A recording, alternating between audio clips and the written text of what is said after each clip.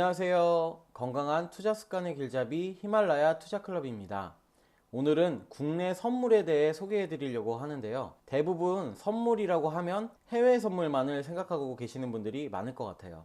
금, 오일 같은 재화의 거래거나 S&P, 나스닥, 항생 이런 지수의 선물을 생각하시는 분들이 대다수인데요. 국내 선물의 경우 투자자분들이 잘 접해보지 않아서 모르거나 파생상품 특성상 리스크가 클 것이다 라고 생각하시는데요.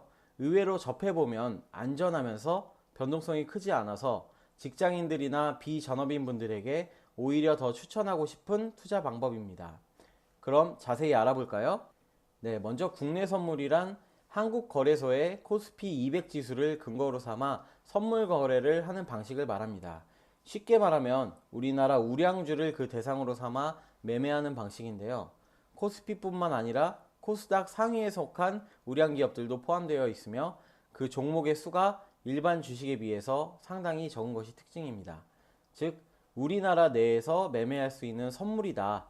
이렇게 요약해 볼 수 있겠습니다. 국내 선물을 시작하기 위해선 먼저 알아야 될 개념들이 몇 개 있는데요. 증거금 제도와 만기일에 대해 우선 설명을 드리겠습니다. 증거금 같은 경우 담보라고 생각하면 이해하기 쉽습니다. 간단하게 이야기해서 선물 거래를 위해 최소한도로 유지해야 하는 자금을 유지증거금이라고 합니다. 만약 손실이 커져서 이 유지증거금을 지키지 못하면 계좌에 돈을 더 넣어서 유지증거금 이상으로 금액을 올려야 되고요. 그렇지 못할 경우에는 반대 매매가 나갈 수 있습니다. 그럼 리스크가 엄청 큰 거 아닌가 생각해 볼 수 있지만 흔히들 말하는 몰빵, 내 투자 금액을 한 종목에 몽땅 때려 넣은 상황이 아니라면 크게 걱정할 것 없습니다. 다음은 레버리지 효과에 대해 설명하겠습니다. 흔히들 양날의 칼이라고 말씀하시는 분들 많이 있는데요.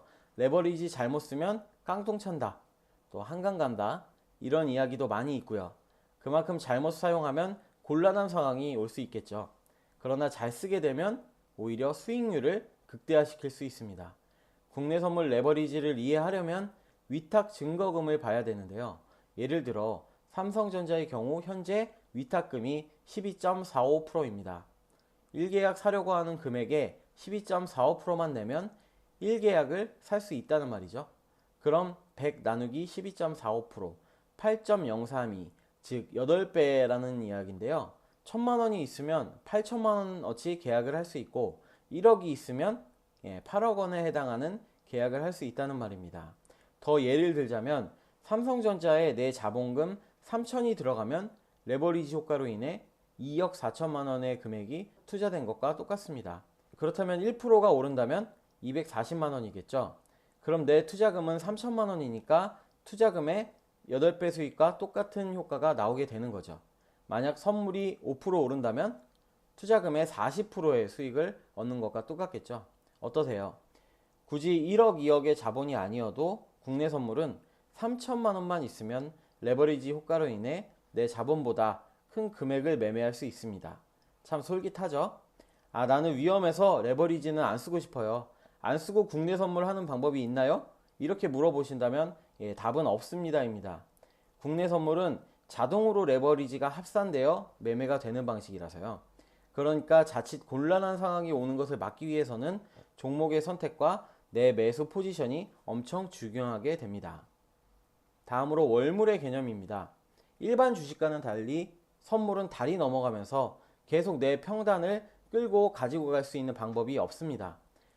아예 없는 것은 아니고 스프레드 매매를 통해 이번 달 선물을 정리하고 다시 재매매하게 되는 시스템으로 되어 있는데요.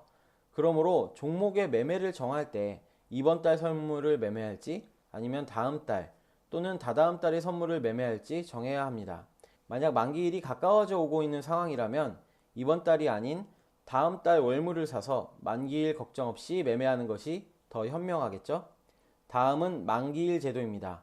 선매 후물의 특성에 해당하는데요. 즉, 자신이 투자한 선물에 대해 결제를 해야 되는 최종 시한이라고 볼 수 있습니다.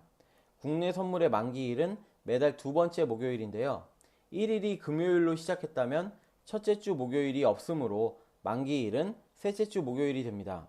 만약 만기일까지 당월물의 선물을 가지고 있다면 만기일 장이 끝난 후에 모두 정리가 됩니다. 가끔 만기일 까먹어서 사놨던 선물이 정리가 돼버리거나 스프레드 매매로 차율물로 넘기려고 계획하고 있다가 만기일 전까지 넘기지 못해 모두 정리가 되는 경우가 종종 있으므로 항상 체크를 해야 됩니다. 네, 오늘은 국내 선물은 무엇인가와 국내 선물을 하기 위해 알아야 될 개념들에 대해 간단하게 알아보았습니다. 주변에서 들어보면 위험해서 선물은 하면 안 된다, 도박이랑 똑같다, 한순간에 투자금을 다 잃을 수도 있다고 말하지만 국내 선물만큼은 기타 다른 선물과는 다른 장점이 있고요. 그리고 리스크를 최소화하기 위한 방법도 있습니다. 다음에는 국내 선물의 장점에 대한 영상물을 올리도록 할게요. 성공적인 투자를 하시길 바라면서 건강한 투자 습관의 길잡이 히말라야 투자클럽이었습니다. 다음에 뵙겠습니다.